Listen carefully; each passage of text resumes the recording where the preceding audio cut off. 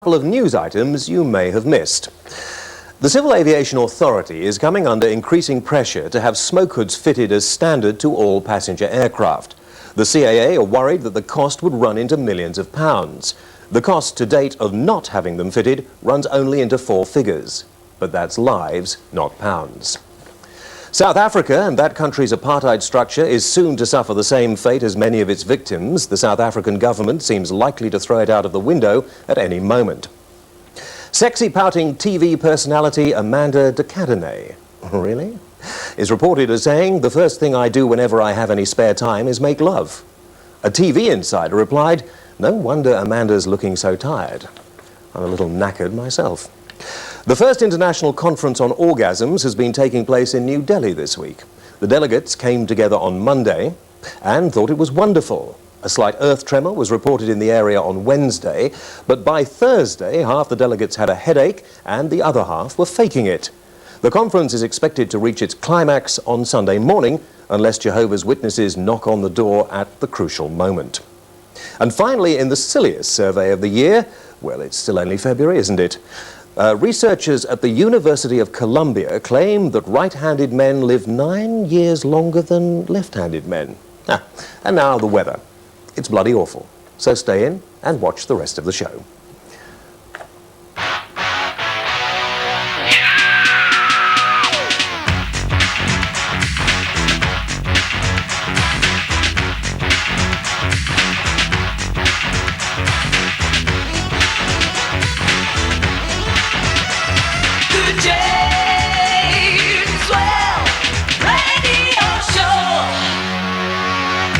Yes, good evening, welcome to the show. Live from Leeds tonight, John Major may not have been able to make it, but certainly we got here, and a few of the audience managed to make it as well.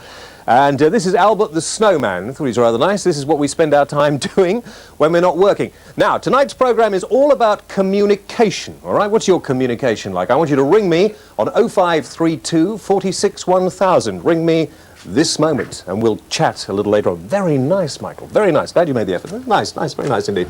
So there we are, 46 1000, Leeds 46 1000.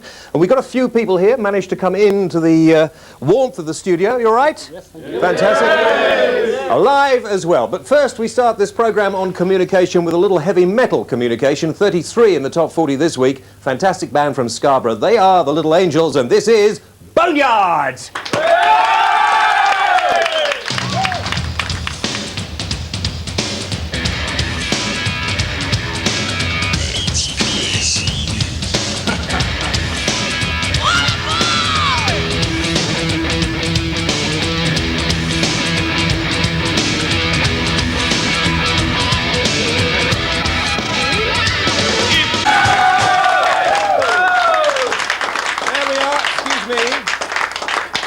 Fantastic. The Little Angels and Boneyard. Are we all right here? Which camera are we on? As a matter of interest. Wave. Are you on that one? Your lights don't work. Do you know that? Your lights don't work. We'll go into the studio. Thank you, fellas. Cheers. Great.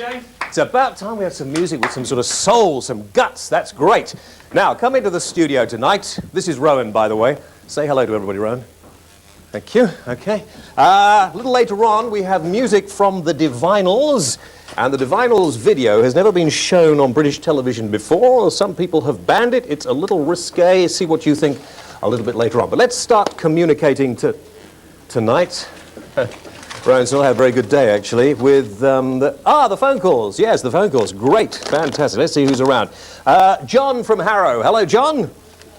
Are you there, John? I think that was Bernard. Bernard's on the show a little later on as well. I think he's singing out there. We can't get John.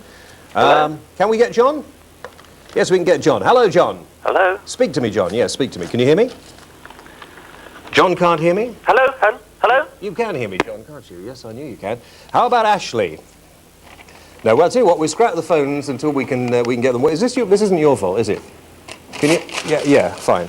I see, okay. Calls we warned. John here, it went dead for a bit. Did it go, went dead for a bit? Yeah. It went dead for a bit? Yeah. Okay, you just torn up the list of the phone calls, haven't you, for goodness sake? That's what your wife always says. Yeah. Communication, are you any good at communicating? Yes, I am. You are? In fact, I received a remarkable communication only a few weeks ago from the Reader's Digest, no less. You didn't? I did. The Reader's Digest? Yeah, and guess what? No, go on. You'll never believe this. I've won a major prize. I've got a choice of 3 things I can choose from. Yeah. Right? And it's either a Caribbean cruise... Caribbean cruise. ...or a camping holiday in Iraq. A camping holiday in Iraq sounds quite nice. A lot of sunshine there. Well, yes. Yeah. A bit noisy, that. But a set of spoons. Now, which should I choose, James? Because the thing is, I think there's a bit of a snag to this, because the thing is, with the Caribbean cruise, I have to bring my own boat. Thank you very much indeed. That was very nice, actually. No, we had communication. See if you can get your point across. Thank you so much. Within 30 seconds or so. You turned that... Well, was that Ashley? No, I think... Ashley, are you there? Yeah, I'm there, Joe. Oh, where are you from, Ashley? Melton Mowbray. Melton Mowbray. Nothing about pies, please. Cheers, Nothing about pies. Actually, I want to say, have you seen the newspapers? No, I've not seen it, mate. Well, because, you know, obviously the weather is bad at the moment. The Daily Mirror... OK, Daily Mirror, the only people who managed to get Saturday morning's papers to us, first of all. White liars, apparently. Yesterday, it's ready for the big chaos on the front page, it says. And BR said they'd be there. Unfortunately, the trains froze up again. It's bad news, that, isn't it, really? Ashley? Yep. What was your point? Well, I'd just like to say, I know you got Bernard Manning on the TV show tonight. Did I say that? You did earlier on. Oh, right, yes, I didn't know I'd said that, but yes, go on. Well, I've seen Bernard Manning twice in Nottinghamshire. Yeah. And Leicestershire County Council, in their wisdom, decided that they'd ban him. They because did. obviously he communicates that kind of humour that people don't want to hear. Yeah. Yeah, but people buy tickets to see that kind of humour, and they said, well, they're going to ban him. And so when people like me want to see that kind of humour, they can see that on TV every night. Yeah, but it's not allowed to be shown. Was banned in Leicester? Yeah, he was in Leicestershire. Oh, poor old. But we'll talk to him a bit later on about that. Well, send him my congratulations, because anybody who wants to see Bernard Manning is missing a brilliant show. Thank you very much indeed, Ashley. We'll tell him later. Martin from Liverpool. Hello. Or Marvin. Hello, James. Yes, Marvin.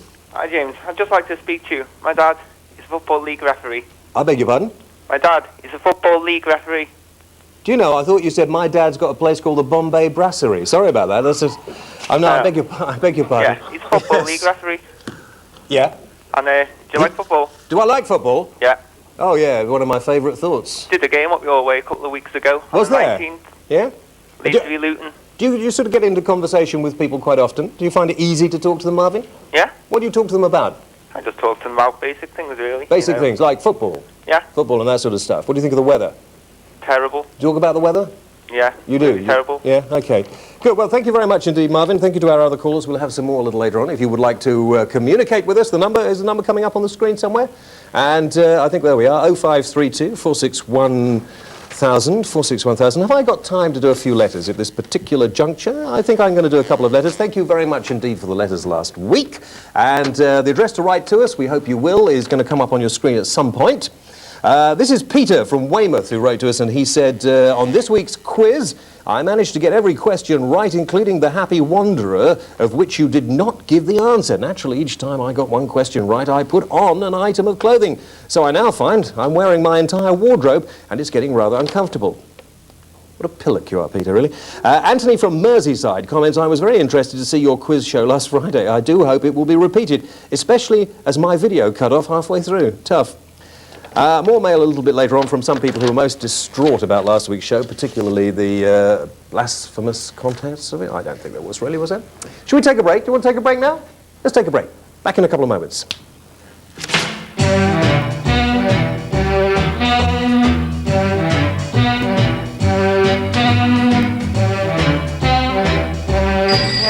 James Whale 46 1000.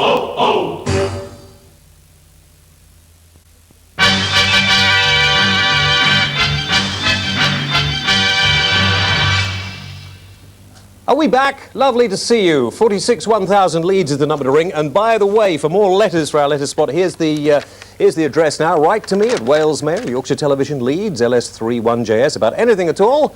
Suggested people you'd like to see on the programme. And poor old Rose Marie was going to come on the show tonight, but she couldn't make it. She got trapped by BR. But Frances Glynn made it, didn't you, Frances? Yes, Just made it. Now, Frances is a communications expert. And she goes around teaching people how to communicate? Well, part of what I do is I want people to be able to communicate with each other, because it is a lost art. It is really, isn't it? Absolutely. If they don't stop communicating over here whilst I'm speaking, there'll be even more lost art over there, I'll tell you. Why do you think that is? Why are people unable to talk more freely? People don't listen. to what's being said to them. And if you don't listen to what's being said to you, you can't have a conversation, can you? They don't listen and they don't look and they don't hear. Sorry, what was that? They don't listen, they don't look and they don't hear. And I think it's a great shame. And I think also it has to be taught at a very early age, and it's not taught in schools anymore. You teach newsreaders and broadcasters and people like that, don't you? No, not quite. I wish I did. You show them how to do it. I wish I did. Children from an early age to adult, yes. But do you have any views on the way people communicate on television? I mean, you saw me doing the news there. Right. Any tips you could give I me did. to sort of... Yes, eye contact, James. Eye contact. Eye contact, James. It was definitely lacking in the first part of the communique. Was it? Oh, yes. Stare right down the... Stare right at them. Yes, I see. Okay. Yeah. Demonstrate for me here on this camera 3. Right. If you're wanting to tell somebody something, you look them straight in the eye. In fact, you look your whole audience straight in the eye, not just the one person. But if you're on television doing something, you look at that little camera in front of you and you don't leave your eyes from it. Yeah, should they be looking at us at home, do you think, maybe staring into the television and looking here as well? If we're doing our job, they will be, yes. You think they will? Yes. Fantastic. I hope so. Fantastic. Ronan, behave yourself. I mean, this lady's come all this year. She's serious talking to us about communication. Of course, Rowan doesn't talk at all. Nobody communicates. So you don't necessarily need to communicate with words? No, not at all. Eyes and body. Great communicators. Especially especially the eyes. You'll be telling me I'm sitting the wrong way in a few moments, won't you? No, I think you're sitting very well, actually. You know, it's all right. If I put my feet up on the table, it'll be okay. That's okay. Yeah? Yeah. So what about communicating when you... What about communicating when you actually, if you go for a job, for instance? So many people at the moment say, oh, I could do that job or I could do this job. Right. They go along for an interview and then they become tongue-tied, don't they? They find It's it very difficult. Very Why? difficult. I don't know. I think people find it very hard to express themselves in this day and age. And I think what people have to realise is when they go for a job, if there are 2 of you up for that job, somebody is going to take the person that actually sells themselves to the prospective employee. I think you are doing very well, Francis, because he's annoying me now. I don't know. Listen. But I'm concentrating on you, You're James. concentrating on me. So I'm not even watching him. I'm actually looking at you whilst I speak to you. So you can be powerful, can't you? Absolutely. Yeah. Now, you were worried. You see, all those horrible people who told you not to come on my programme, haven't they? They said, for goodness sake, that James is a horrible person. He's going to be nasty. Delightful. I'm not really horrid, am I? You are absolutely delightful. You see? I'd take you home to my mother. There's no need to go over the top. To your mother? Would I like your mother? My mother would love you. Do you think she would? Yes. I see. Okay. Listen, just before I want to communicate on another letter here. Right. I think I'll do one more letter before we go any further. As Nick from Leeds, who didn't want us to know his address. He didn't put it on his letter. Nick, if you're going to write in, I do wish, you put your address. He says, I thought Steve Nallen impersonating the Archbishop of Canterbury was sick. As a religious person, I thought he was out of order and terribly blasphemous. And Winifred from Dewsbury, who did give her address, but we won't tell you it, says, I would like to register my contempt for James Whale. I've noticed before his frequent slighting of Christian Catholic beliefs. Well, I'm very sorry about that, Winifred. I don't think I have any sort of slighting of beliefs, and I'm pretty sure that if there's a God, he's got a sense of humour. I would hope so. I sincerely hope he's got a sense of it. Don't you think so, Ron? Quite useful for it, Ron. I mean, somebody's going to write in and say, we're going to take him the mick out of that sign language. But I just thought about that. Feel like something different now, Rowan? Right. Okay, what I want you to do now for me, Francis, is I want you to look at my next guest. Right. And then I want you to come back afterwards and I want you to tell me about his communicative skills, if in fact he has any. Right. All right? Yes. Ladies and gentlemen, Bernard Manning!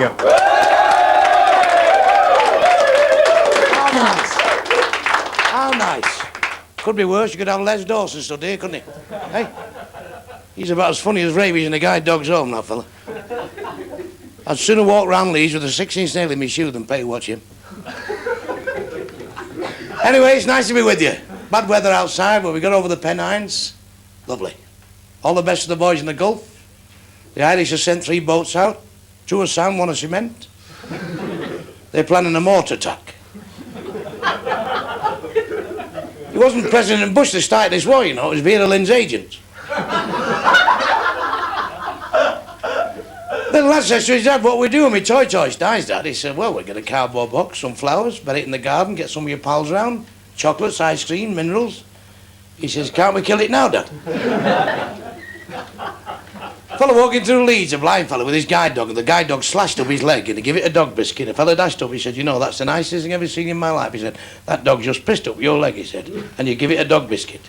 He says, yes, I'm just finding out where its mouth is. It's going to get a kick in the bollock. Two Irish fellas talking once said, I didn't get that job as the lollipop man because I've only got one eye. He said, the lousy bastard, they could have put you on a one-way street. Question time now. What goes in and out every time the doorbell rings? You don't know, do you? Salmon Rushdie's arsehole. It's all knowledge, isn't it? It's all knowledge. Big gang of fellas running down the road. The fella said, what's up? He says, the lion escaped. Which way did he go? He said, you don't think we're chasing it, do you? Bradford City Football Club have just signed up Salmon Rushdie. They're expecting a crowd of 20 million this season. Two cows talking in the field once said, what do you think about the mad cow disease? The other one said, don't affect me, I'm a duck. Fellow up in court, the judge says, you're charged with battering your wife to death with a hammer. And a voice at the back of the court says, you lousy bastard. They all went quiet. He says, you're also charged with battering your daughter to death with a hammer. The voice at the back of the court says, you lousy bastard. The judge said, well, this can't go on. He says, come here. Now, I can understand you've been a bit upset about this case, but any more outbursts like this, I shall charge you with contempt. Now, what's the idea? He said, well, I lived next door to this bastard for over 20 years, he said. Every time I asked to borrow a hammer, he said he hadn't got one.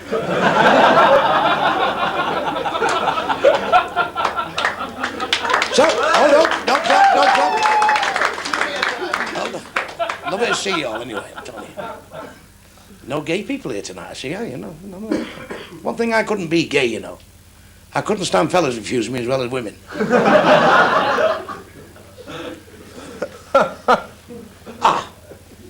A nice one for you. Nice little Jewish story.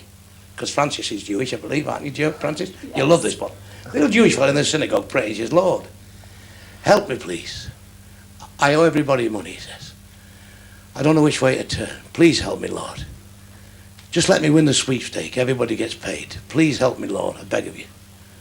A week went past, nothing, not a carrot. He said again next Saturday morning, Lord, he says, are you listening to me, he says.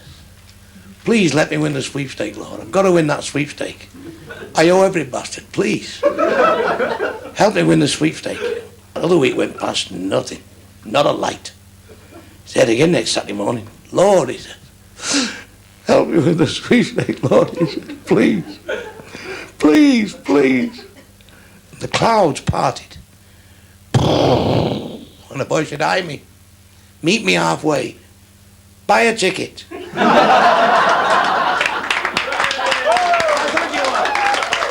Have a good night. Thank you very much. I'm all right. How are you, Francis? I'm fine. I bet you've fattened a bit of grass in your time, you haven't you? Did he communicate all right or not? Oh, absolutely. Yep. Nothing you could teach Bernard about communication.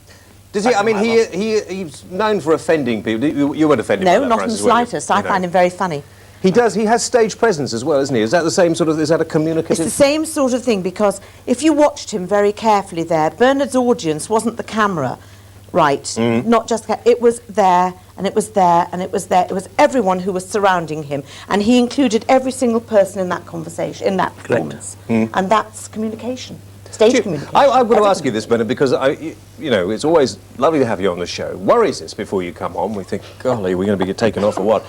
But I mean, you actually are quite a personable person, aren't you? I mean, you're not the nasty ogre that everybody thinks, oh, that flipping Bernard. We had the guy phoned in earlier. Isn't it? It's an act, isn't it? You were banned from Leicester. Well, that's because they say I tell racialist gags and things like that. Well, we had a laugh at Salmon Rushdie tonight, and if people laughed at things, there'd be no fighting, wouldn't there? You understand me? You've got to laugh and enjoy a joke. Tell jokes about the Irish, the Welsh, the Scotch, the Jews, fat people. A million jokes about me. Say, I don't have a bath, I go through the car wash. I thought he was looking at me over a pile of crumpets. Got on a weighing machine that said one at a time, please. And fat people are healthier as well, aren't they? Of course they are. Yeah. I'm 60 years of age now. Look at this, 60 years of age. Sammy Davis wish he could do that.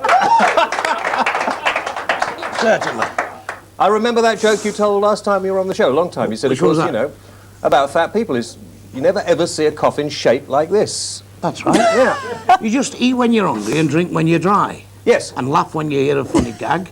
And enjoy life and don't start worrying about putting a few pounds on. Do you worry, though? What people will actually say, oh, yes, but Bernard fosters those sort of racial hatreds or those bigoted ideas by certain people. Perhaps they think what he's saying is true. Do you ever worry about the people who may find you funny, sort of taking what you say as the gospel?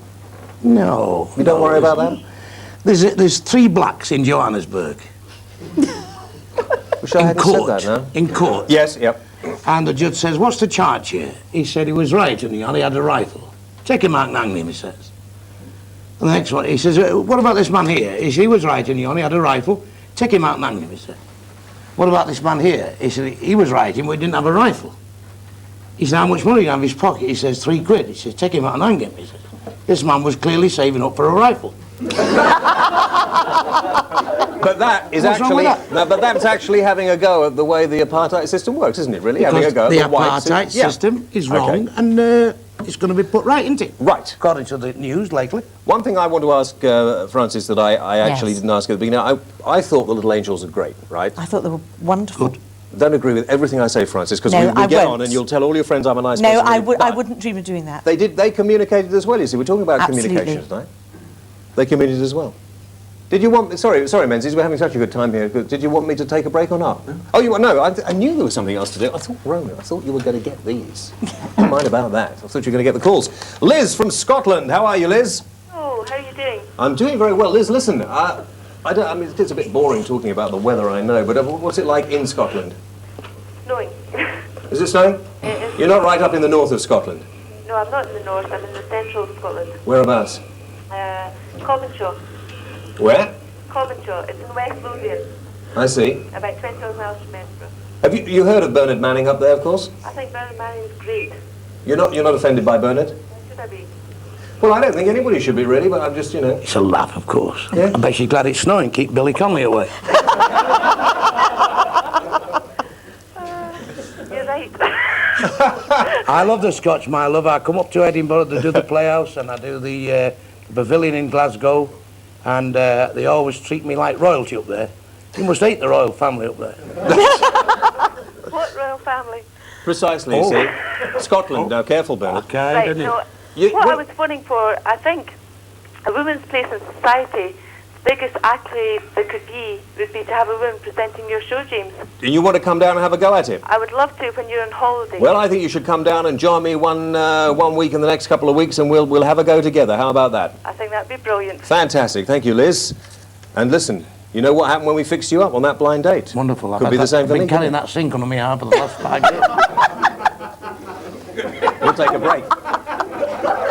Now easy James Will, you are the dance. So easy James Will, you know, style and pattern. So easy James Will, you are the champion. You flash it for the people all over the land.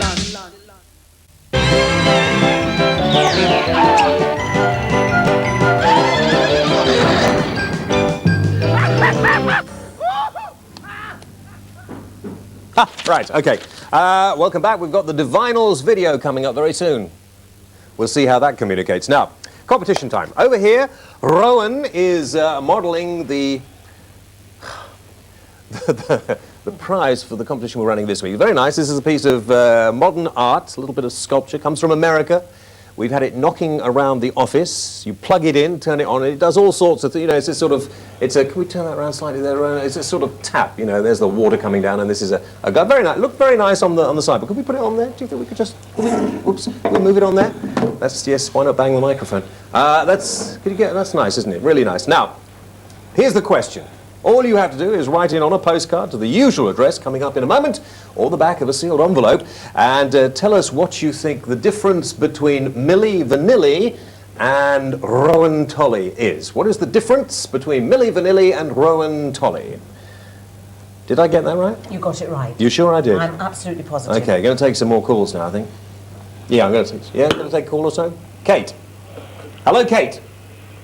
Oh, here's the address caption, by the way, while we're talking to Kate. Hello, Kate. Oh, hello. Hello, Kate. Hi, James. Sorry, I was falling asleep there. I'm watching Die Hard, and I was listening, and I just fell asleep.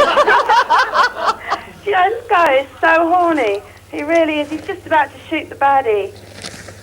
Is that Die Hard 2 or Die Hard 1? No, it's Die Hard 1. Oh, we've got you back on the screen. You know what? We've got you back on the screen Oh, okay, now. yeah. Hello. There's a lot of blood in that at the end, isn't there? When he gets shot up in the... Oh, I don't like that. Do you like all that? I don't like You don't like that, do you? No. Oh, I love that. I'm getting them to rewind that. This Are guy you? had his brain splattered Hang on. out really Kate, where does Kate spectacularly. come from? Where are you calling from? Rampton. Oh, yeah, I see, think okay. It's not Kate, it's Jenny. It's Jenny? Yeah. Oh, doesn't matter. What the hell? Who cares? You know. Is Jimmy there at the moment or not? Is who? Never mind. What can we do for you, Kate? I mean, you know, it's nice of you to I call can't while you're remember. watching. You what? I really can't remember. I suppose You can't I better remember? go on to another call. No, Did you want to talk to? Did you want to talk to Kate at all about Jenny or? Where's she from? I don't know. From Cambridge. I tell you what. She's from have Rampton. you got any? Yeah, from Rampton. She sounded like Yeah. she did, huh? Yeah, she's not the most entertaining call I've had for a long time, is she? You Oh, geez, think? thanks. No, Excuse me, listen. Kate. I wasn't speaking to you. She wasn't. What do you think? She sounds very nice. She sounds Does she? very nice. but I she- am. Are you? Yeah, I no, am. Bernard, you're not interested Listen, in that. you're not No, interested no, in I've got a question to ask. Let's talk it now. Thank you, Jenny. Right, Jimbo. Hello, Jimbo. Hello, James. Yeah. I spoke to you a few months ago, and you invited me on your show, and as yet I still haven't appeared. I'd like to appear with Bernard if possible. Right. Now, if I remember, Jimbo, you phoned up earlier on this evening to make sure you could get on and talk to Bernard, didn't you? Very, very funny man. I've met him before. I saw him in Blackpool late November. Yeah. You Sounds obviously like respect him, because you never, that I've noticed so far when you've been speaking. Thank you. Sounds like a bit of a creep to me, Bernard. I don't know Like about you. Ball. What? Alan Ball, something like that. Is that like Cannon and Ball? You're good at the no, Cannon and Ball, Alan Ball. Oh, Alan Ball. Sorry. Alan Ball. Yes. It's not Alan Ball, is it? He's gone. No, he's gone. Obviously, he's gone. Hello. No, he's gone. It's all right. I mean, Tony's there from Wrexham. Hello, Tony. Hello, James. Yes, Tony. Couple of questions, one for you, one for Bernard. Yes. Bernard, do you think that you owe your success to being crude and using bad language? I like your jokes, you know. I don't mind bad language in jokes. No. It's just, my success is perfect timing, knowing when to swear, and when not to swear. Yeah. Which, funnily enough, if I bring Francis in, is quite right, isn't it, Francis? His timing is immaculate. Absolutely. Well, that's He really used his, he knows how to use his audience. He knows exactly how to hold them in his hand, which I keep being told not to use. It's like Les Dawes. It's not like Bruce James? Forsyth. He's very deceiving. He's a worse comic than you think he is. Yes, Tony. Would you ever contemplate having Chubby Brown on your show? Well, funnily enough, we've actually, you probably, people heard of Chubby Brown. He's a Geordie, Yes, Geordie comedian, yeah. Pretty shrewd businessman is Chubby as well, Yes, isn't he? yes, Yes. We've invited him on the phone a few times, actually, Tony, but on the programme, but he doesn't necessarily make it, really. He doesn't seem to want to appear on television. I think the problem is, if you saw Chubby on television, we wouldn't be here next week, would we? He's a great lad, I'll tell you. When my wife died, the first one to phone me was Chubby Brown. I've never met him. I'd like him to come on because I'd like to meet him and He talk goes very to him. strong. He goes in with both feet like I do. See, if you drop a hammer on your foot at work, you don't go, oh dear. You go, you know. Yes, anyway. I got a little... like it is. We'll take some more calls in a few moments. Keep ringing. Now, Bernard and Francis, I'd like you, Bernard, particularly to watch this video. It's been banned in a number of places. Never been seen on British television before. All right? And I think you might like it. It's from the Divinals, and it's called I Touch Myself. Many a time. Those there, especially for everybody at Gianni's and Valentino's tonight. Little glamour from, I nearly said the urinals, the Divinals, and I Touch Myself. Shay, you nearly spoke then. You nearly spoke. I think shades of Chrissie Hynde and the Pretenders. You think they're fairly similar to that. We're talking about communication, and you actually made an interesting point. Bernard talked about Chubby, who was the first person to phone him when his wife died. And it's interesting, people's communicative skills actually fail completely when somebody is actually bereaved, don't they? They're embarrassed, they can't talk about it. Or they get giggly. Or they say things that they would never dream of saying in a million years to the person normally. And people can't they don't realise that perhaps the bereaved person actually wants to talk, and they shy away, and you suddenly lose friends instead of gaining them, because they just can't cope with it. They can't. Yeah, well, most people phone me and just said, "Is anything you want, Bernard? We're not, you know, anything at all we can do for you, we'll do it." That's what Chubby said anyway. Anything you want doing, anything I can do for you, I will do. Yeah, I mean, I remember when my father died, that people were actually would make an excuse not to sort of come in contact with you, because they didn't know what to say. No. When my father died, when I was 10, people stopped communicating with me. I was not allowed near the house, near the funeral or anything. They actually purposely stopped communicating with me because they thought at that stage it was the best thing to do to a child, where in fact it was absolutely the worst thing they ever could have done. I mean, I can't imagine what's happened to poor old Rowan here, because he just stopped communicating verbally altogether. Absolutely. Yeah. Absolutely. But with a face like that, you just don't need anything else. It's pliable, isn't it? It's a pliable Flexible. face. Yeah, flexible face. June from Glasgow. Hello, June. Good evening. Hi. Hi. Your turn to communicate, June, because, you know, it's cold outside. We've got to go out in that cold in a few moments and dig our way out and go home. Hello? June? Yeah? Are you there? Yeah, yeah. Oh, I don't know why I bother some. June, anyway, what can we do for you? Well, I'd like to speak to Bernard Manning, please. Hello, my love. Hi. Fire away. Listen, I've got one thing to say, you know, about cholesterol. Cholesterol? You're 60 years of age, am I right? Aye. Yeah. Do you ever bother about what you eat or what you don't eat? Never, honestly. Never? I have steak pudding and chips and plenty of fat and plenty of milk, and I've never seen the inside of hospital. The only time I go to hospital is see some of my pals that's been jogging and all the knees have gone. Right, can I ask you something, Mr. Manning? It's terrible, isn't it, that? Can I ask you something? Go on then, June. What do you want to ask? Right, do you drink? No, love, no, I don't drink, no. You never drink? No. Well, I take the occasional drink at the weekend, right? And I'm always watching my diet, right? Yes. But I never seem to be happy about it. But you seem to be very jolly all the time. That's the way to be, love. That's the way to be. Yeah, you are as you are, you see. You don't start worrying about... Because some Pardon? people... You don't start worrying about your weight. Women... Yeah, I always do. Aye, but well, you seem to never worry the worry about will it. kill you. The worry will kill you. It's true. Worrying about your weight will kill you. It's true. Thank you, June. Some people like fat women and some people like thin women. We're all different. I've just had a thought, Bernard. Is there any chance on a regular basis we could do sort of Uncle Bernard's spot, and we can have people... No, it'd be nice, because Bernard, with their problems, phoning in and sort of chatting, because that would be nice, wouldn't it? Well, I can certainly do that. I can help them. Because you know all about the sexual problems and the problems of fat problems. Been all through it. Yeah. As the fella said, there was knocking Tessie O'Shea.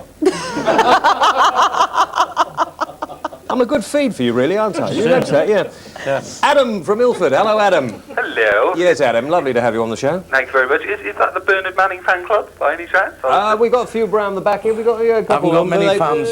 Yeah. Haven't got many fans, my old son. Well, I was just thinking we were talking about communications and things like that, so I thought... People from Ilford communicate quite well, don't they? Well, there we go. Well, we got the Nolan sisters and Olive from on the buses. Yeah? Yes, and well, you know, we haven't got Bernard Manning's yet. What do you do, Adam? Tell me about you. I want to know about Adam. What does Adam do? I'm a bar manager. Are you? Yeah. What do you look like? What do I look like? Because- Sort of 6'3", Yes. sort of like, you know, just dressed like a student because I work at a college. Oh, I see. Yeah. Yes. And you just finished, so you've got in, so, you know. Well, no, we're snowed in down here. Hang on. Can we get a... This is what we think you might... Do you look like this? Sorry, do you look like this? Cut. There we are. That's it. Yeah, without the makeup. Is that a bit... Oh, without the makeup? Oh, in that case, we're going to take a break. Thanks for calling, Adam. Right, back All after the best, this. Adam. Thank you. Out of the James Whale Radio Show!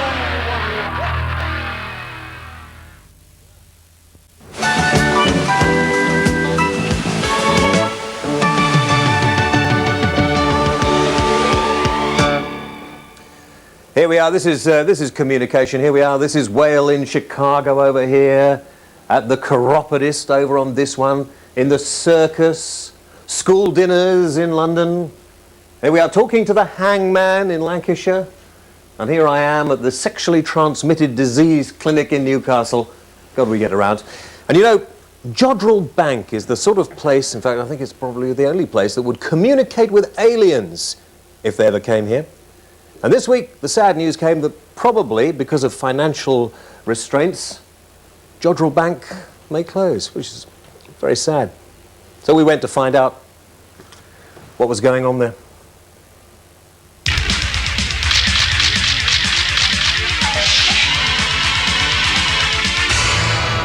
Whaley goes to town. Well, here I am at the bridge of Jodrell Bank.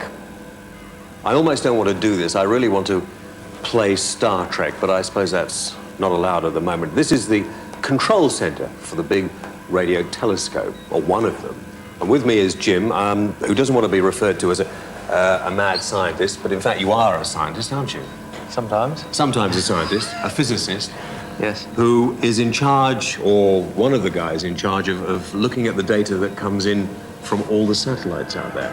Loads of buttons and knobs and dials, Jim. I mean, if we go over here, I mean, this is star time, you told me earlier. Yes, sidereal time. Right? That's sidereal right. time, because the stars don't come out at the same time every night. Yes, if you want to know what's up, then you have to use sidereal time. Yeah, That's yeah. right. I mean, the most upsetting thing to me is that when you look through these telescopes, you don't actually see pictures. All you see are lots of numbers, which mean something to you, but not to any of the rest of us. That's right. These radio signals don't have an obvious message in them. They just sound like static. You have to process them very carefully with the computer to find out about the real meaning of what's coming. This is what we call a radio galaxy. And these radio galaxies and quasars to which they're related are the most powerful and most distant radio sources we can study. And the powerful energy source is, in fact, thought to be a black hole situated at the center here. And this here is a black hole? That is the radio image from material around the black hole. You don't see the hole itself, but you see the material around it. We hear all these ideas of what happens if you go into a black hole. I mean, is it true that you could perhaps move through the galaxy in time and space very quickly by going through black holes, or not? No, I'm afraid there's no. It's a step that I would advise everyone to keep well clear of black holes. And don't take the risk. Nobody knows how many planets there are out there. It's infinite, isn't it? That's right. After our own galaxy. So there must, I mean, presumably there must be other intelligent life, mustn't there? There could easily be, yes. Yeah. But the problem for us is that they're so far away. I mean, it's bad enough if you make a phone call to Australia, it takes a while before the message comes back. Well, when the things are billions of light years away, then you won't get the answer. Hello, is there someone there? You won't get the answer for perhaps a billion years. I mean, I'd heard that there's a secret government department that's purely involved in tracking and making contact with beings from other worlds. Do you know anything about that? Or? I'm not aware of that, but I am aware of a government-funded project called SETI, which is in the United States, which is in fact hoping to search for extraterrestrial life. And the way they're going to do that is to use big radio telescopes like this, and they have to search the whole sky as well. And of course, this is where radio interference becomes a problem. The SETI people are worried that perhaps it's already too late to hear the message from an extraterrestrial civilization. It would simply be blotted out by, Channel 29 or whatever it is. Electric wireless. James Whale. Very nice. Well, we hope they won't have to close. Now, let's talk to James from Cheshire. Hello, James. James. Where are you? There you are. I'm in Manchester at the moment. Are you? In Okay. Middleton, which is not far from Burnett. He lives on Mainway. That's right. Alkrington. That's right. I used to go to Queen Elizabeth School up the road from you. Oh, it's a lovely school. Nice people. people. Yeah, it was. Nice people. Anyway, I just like to say about communication. I think the best way for one to communicate is by either A, the fax machine, or B, the mobile phone. Good. Well, that's nice. Thank you very much indeed, James. As to that was put succinctly and to the point, wasn't it? Yes, but it good. isn't actually the best way of communication. Oh, isn't it? Because it could be the worst way of communication. Oh. The telephone. You think so? Oh, absolutely. But the telephone's so easy, you just pick it up and you speak on it. Yes, for someone who likes to speak on the telephone. But some people find it very, very difficult to express themselves on All the my telephone. friends who phone into this programme love the telephone. Here, listen, look, Gary from Devon. How are you, Gary? Good evening, James. You all right? Yes, fine, thanks, mate. We're going to give you points out of 10, Gary, on this phone call from Francis on how you manage it. Off you go. Fine. Basically, I want to call about lack of communication, really, between the public and goddamn bus drivers. And what, bus drivers? Bus drivers, yeah, honestly, seriously. Yeah. I mean, you get on a bus, you say to the bus driver your destination, you say please, he slams your money on the tray to receive it, you don't even get a thank you for it, and they don't even wait for you to sit down. I mean, they pull away doing a bloody wheelie, you end up at the back of the bus. Listen, Gary, this is an interesting point, Gary, because you live in Devon. Yeah. And I live a long way from Devon. Yeah. But I've been on that very same bus. Have you indeed? No, because, yes. It's a small world, really, isn't it? You'd think, wouldn't you, that they would be actually grateful that you were spending your money to sort of use their... That's not their service. I mean, basically, you're paying the wages when you get on the bus. Yeah. But none of them ever say, please, thank you, I'll wait for you to sit down or anything. Anybody could write in and tell us maybe the most polite and courteous bus in the entire country. We could come and film on it, and maybe we even do part of the programme from the bus. That'd be nice. Very good idea. There was an Irish fella on the bus, and the bus crashed. And at the inquest, he said, what happened? He said, I don't know. I was upstairs collecting the fares at the time. Oh dear. Actually, next week's programme, serious programme next week, is on dyslexia, and I'm dyslexic, and it's one of those things that people laugh at. They take the mick out, and you have to learn to laugh with yourself, as Bernard said earlier. But it's something that actually does inhibit your communicative skills, doesn't it? Because I can't communicate with the written word at all, even now. Yes, but I think, and I know quite a few dyslexic children and dyslexic adults, and they are all brilliantly verbally. And still, and we'll probably find this out next week, there are people who say there is no such thing. That's right, and they're just ignorant. You weren't going to sleep there, were you, Rowan? No, OK. That's good. That's next week, so if you have any views on that, you can drop us a line about it. Let's take one more call. Kate from Camden. Hello, Kate. Hello, hi. Yes, Kate, hi. Hi. I wanted to put a question to British men.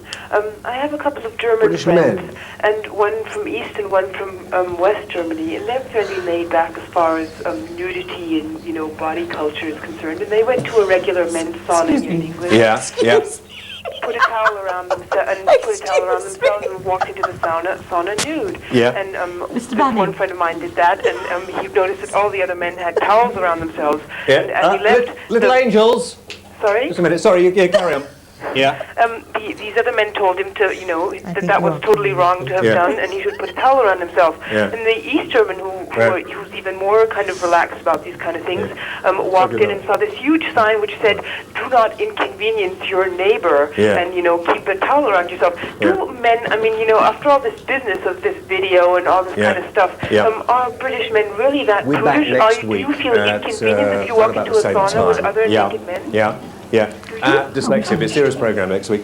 Me and the lads now, as I put on my leather jacket, we're off to party down the town. Can we go? And have a pretty... Hey! Have a pretty good time. As you can see, things are not quite as I had actually... You are supposed to be my security guard. Why aren't you looking after them? I mean, things will probably get a little better. I don't want you to sort of worry about the weather up here in the north. It'll be okay, okay? And who knows, maybe next week it'll be me on Wogan. Have a nice weekend. Bye-bye.